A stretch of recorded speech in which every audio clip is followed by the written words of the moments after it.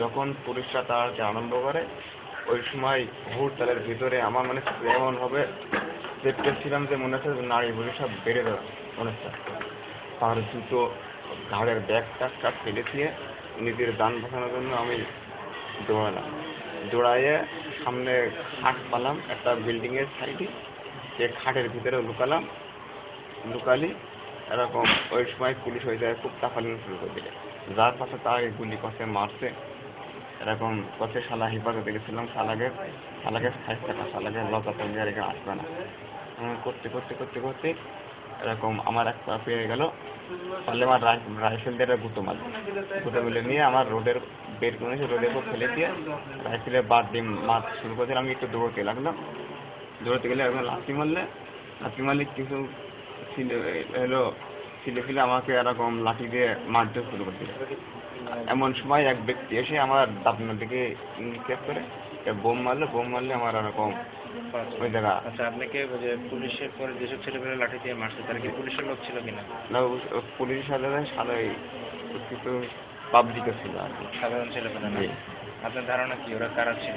ওরা ওই পক্ষে আর কি, যুবলীগের।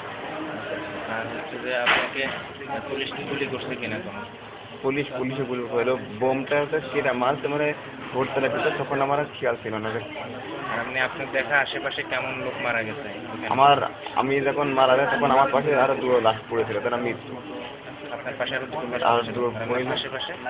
আশেপাশে বহু তারা কষ্ট কি যে আমার বাসা গোষ্ঠী তুলি হ্যান তাই হেফাজতের গোষ্ঠী তুলি এমন তাই আবার এক গালি গালাজ করছে। আপনার ধারণা কেমন যে কেমন আশেপাশে মারা গেছে?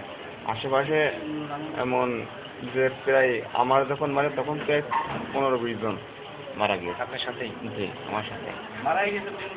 যে আমার ওই গলির ভিতরে 15 জন, এই পর্যন্ত 2500 মারা গিয়েছে। 2500 মানুষ মারা গিয়েছে এই পর্যন্ত।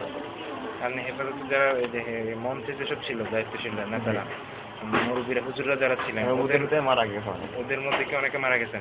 কাউকে দেখছেন কিনা মারা যাওয়ার অবস্থা? আমি পরে রেকর্ড শুনলাম যে হইলো, মানে আমি সরাসরি চোখে দেখিনি আর কি, রেকর্ড দিয়েছে মানে যখন যারা ছিল বিভিন্ন রকম মানুষের মাধ্যমে যে তাদের ভিতরে অনেকে মারা গেছে।